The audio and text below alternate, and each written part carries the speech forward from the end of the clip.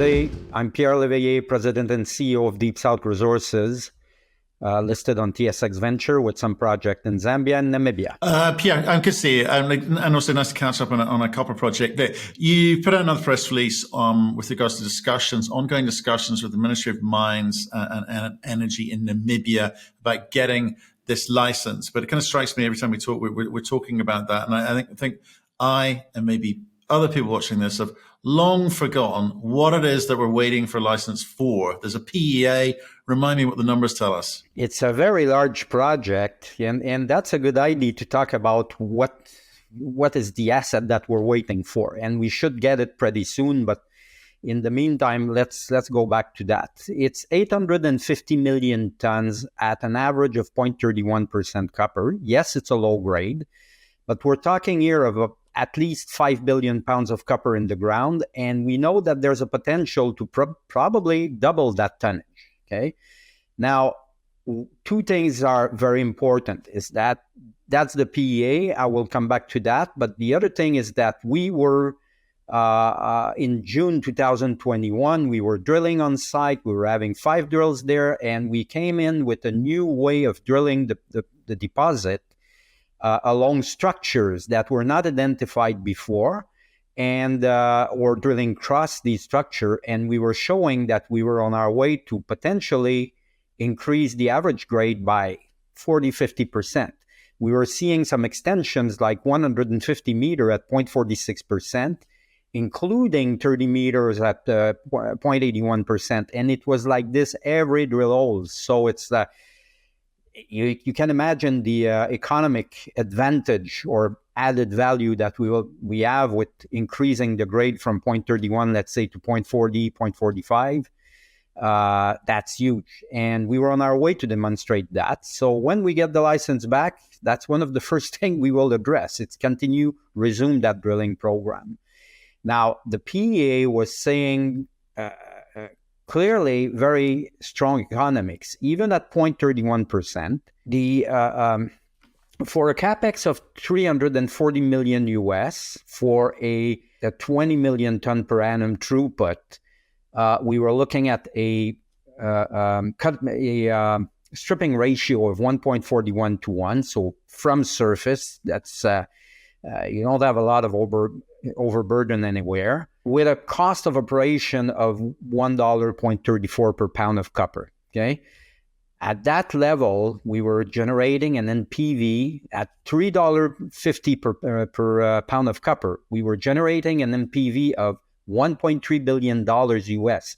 So imagine a capex of 340 million with an NPV of 1.3 billion US. It's a very good margin. It's fascinating on that side. The other thing is that the IRR after tax was about 35%. Okay, so now you imagine if we increase the grade to 0.40 or 0.45%, these numbers will jump up and substantially. So it's a huge project. It is a huge project, and I guess you want to get back in control of it. And the numbers suggest a very big project, and it's mining, and there'll be ups and downs along the way. Right now, because of this licensing issue, you have been advancing it very slowly, raising money to keep the lights on, keep this thing at play. So let's get to the conversations that you announced with the Namibian Mines and Energy Ministry. What has been discussed?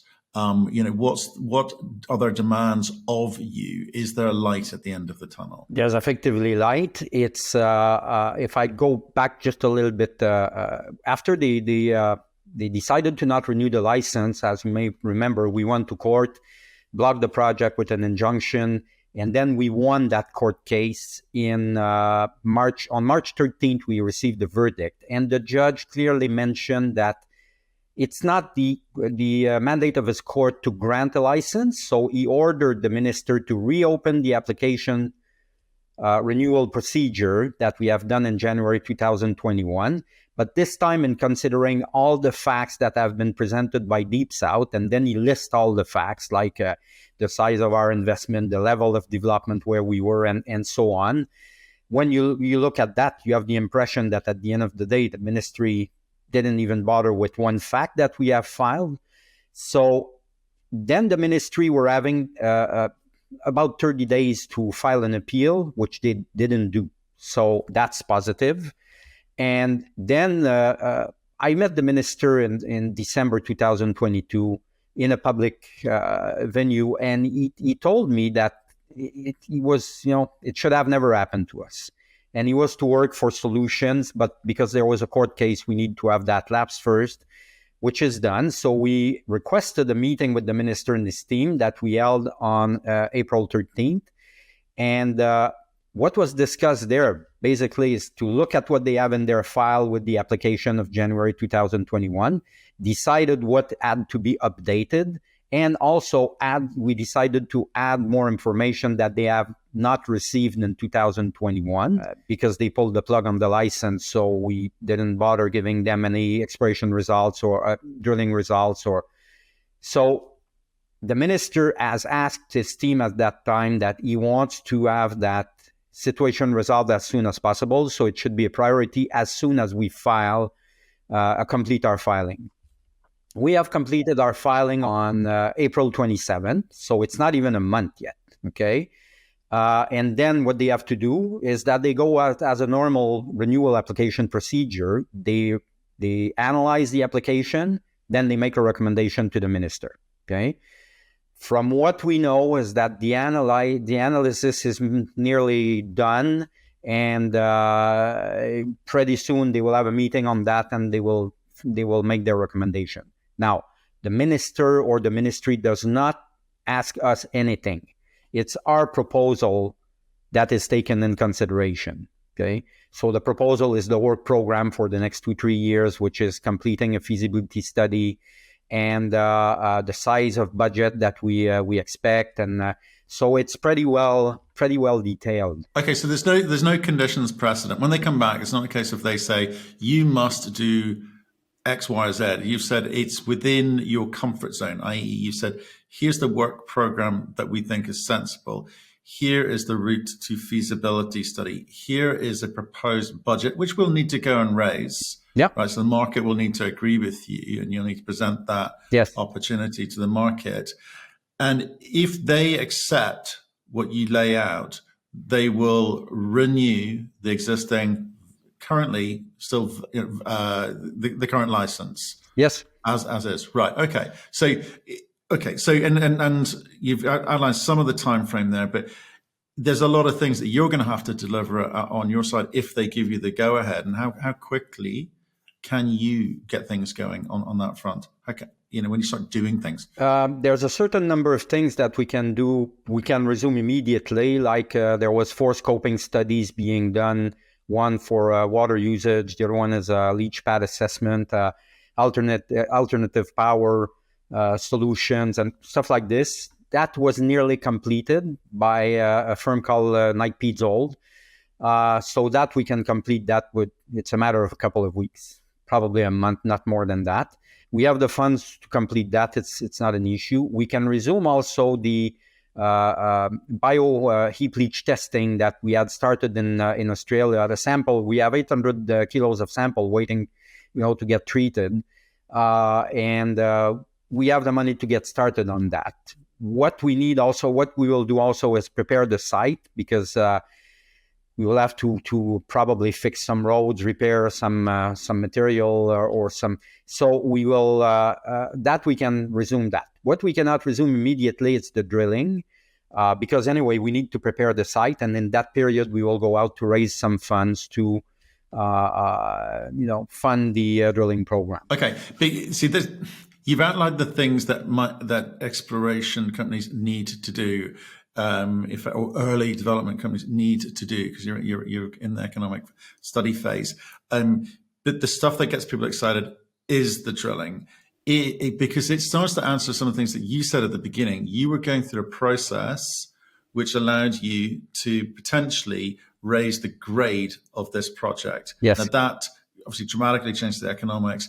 And if you do that, then you're going to find it easier to raise more capital. So it's kind of catch 22 going on here. So how do you play that? Because you're going to need, I know you've got a little bit of cash, but you're going to need a bit more cash.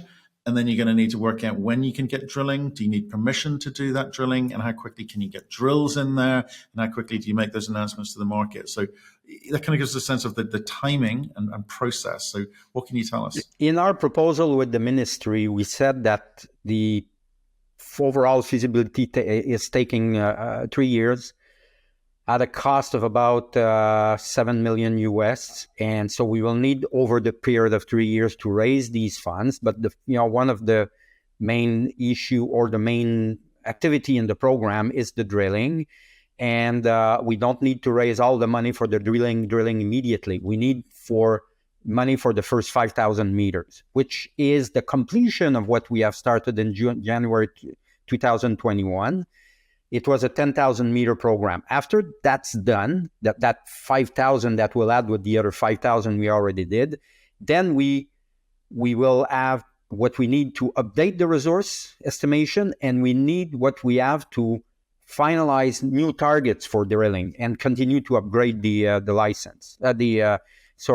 resource and the grade. Okay. So we have already shown that we were on our way to increase the grade with the results that we have already published, plus some results that are in our back pocket that we have never published because they came to us after we lost the license, so we were not allowed to publish that. So I'm not very concerned about being capable of raising the money for that drilling program. It's only 5,000 meters. It's not the end of the world, and that will be ultimate demonstration that we can increase the grade. And I've already started, having some discussions with some existing shareholders and some potential new shareholders, and the interest is there. Whatever will be the situation, the interest is there because it's pretty exciting.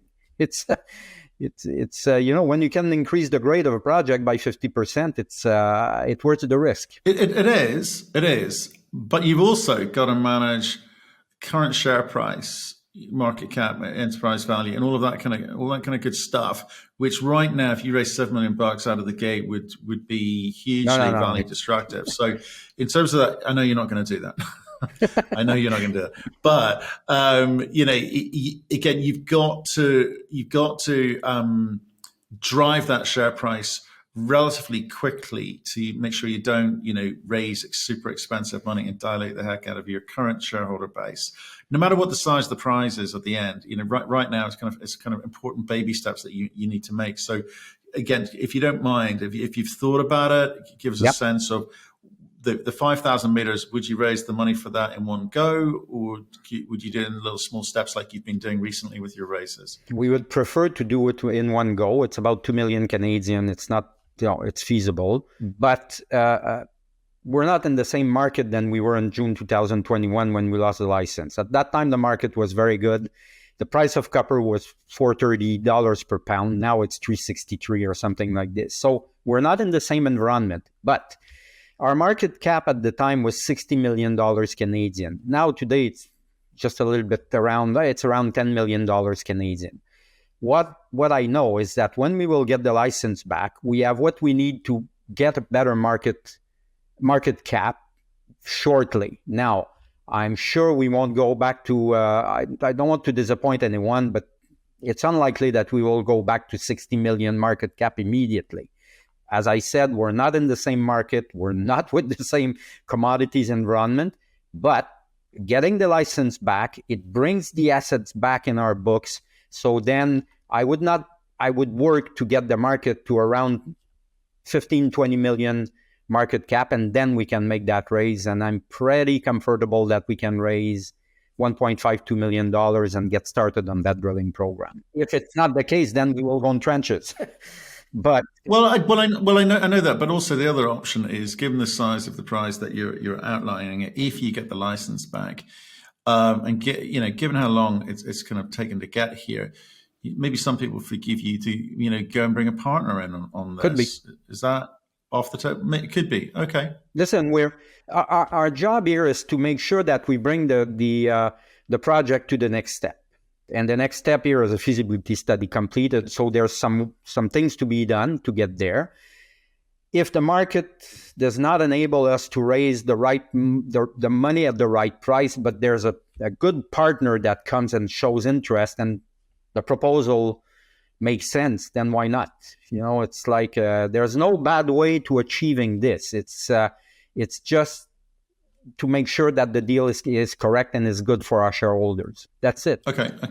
Understood. Well, let's see how you get on over the next few weeks with regards to the conclusion with the Ministry of Mines and Energy in Namibia. Okay, do stay in touch with that one. I suspect the market will react positively when that comes in. You've also, in the meantime, obviously been dancing elsewhere over in Zambia. You've got a couple of projects, fairly early stage grassroots type of stuff, with soil sampling, etc. But how are you getting on there?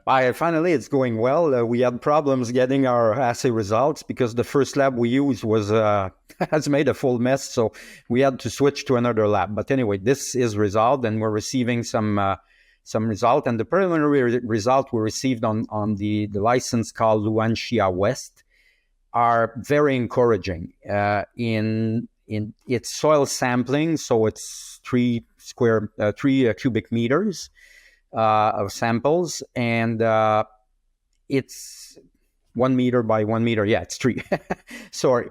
And the results are in line with what you find in general for soil sampling with the existing mines. The one that have been discovered, the average ppms copper you have with these existing mines, such as Sentinel of First Quantum, mines of Barracks, and others, when they were soil sampling at the start, they were in an average of 80 ppm copper. It seems to be very low, but you need to keep in mind in Zambia, the soil is extremely leached. So then the samples or the metals are diluted quite a lot near surface. So as an example, First Quantum Sentinel mine, which is the largest deposit in Zambia, their maximum ppm was 120. So, and now what we have is that we have samples up to 325 ppms, preliminary results. And in the way they're found, we can see some large anomalies. Now, we cannot define immediately what's the size because we need to have the balance of the result. We have received 700 samples out of 1,900. So we still have some to come this week, and we will have another press release next week, and probably another one in 2 weeks' time.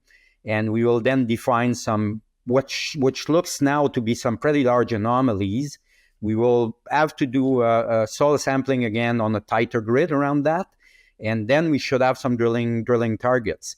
What is pretty interesting also is that the cobalt level is pretty high compared to what you have normally. In general, the cobalt level is way below the copper level, and it's still, it still comes as a good added value. But there's one exception in Zambia. It's the Luanshya mine, which is 29 kilometers from our license. We're on the same geology than them, and there they have nearly the same level of cobalt than they have with copper. In fact, they are the largest cobalt producer in Zambia, and so it's very early stage, so we cannot start making conclusions. But what we see with the level of cobalts we have, it seems that it's possibly looking like Luanshya. And if it's the case, then it could turn out to be an interesting, if there's a deposit, that's what we still have to prove. It could be an interesting deposit. Seriously, it's very encouraging at the moment. Yeah, I mean, I kind of went through the Peter Walker report. If it was something like that, it would be great. But you got to do the work to feed that data and to make that assessment. But look, and I get why you've gone over there to Zambia, because Namibia was kind of frozen for you. But now with the kind of, let's say, this light at the end of the tunnel and conversations happening, clearly you would be looking to raise money off the back of a much further advanced and de-risked project in the shape of your copper project in Namibia. Rather than spend time, money, effort, and quite frankly, distraction in Zambia. So what happens to Zambia at the point where you get your license back in Namibia? I just want to be clear with people about the expectation of how you deploy capital. Zambia is going to be a small fraction of what we spend in Namibia, of course. It's not at the same level of development, far from that. But because of what we're slowly discovering there, it's worth putting some money there. So on the next year, it's probably going to be less than $200,000 Canadian on soil sampling and refining what we have to, fine-tuning what we have to fine-tune. But if we discover what we think, I can tell you there's already majors looking, strategic players looking at what we're doing. There's a resurgence of activity in Zambia, and majors are all there looking for projects. So it could turn out to be an interesting financial leverage for us. So it's worth to put some money in and then see where we go with it. It's but for the next 3 years, the main price and the main development will be on IBE without any doubt. The other one, it's there because it's good to have other projects running, and it's at a level we can afford. We're not there with 2 licenses that need 20,000 meters of drilling in both countries. That would be a different ballgame, but it's not what we're looking at the moment in Zambia. It will come. It's not there yet. Pierre, I appreciate you coming in and updating that. I'm leaning in. I'm eager to see what happens with the license in Namibia. Best of luck and stay in touch. Thank you very much. As usual, I'm happy to be with you on an interview and talk to your subscribers.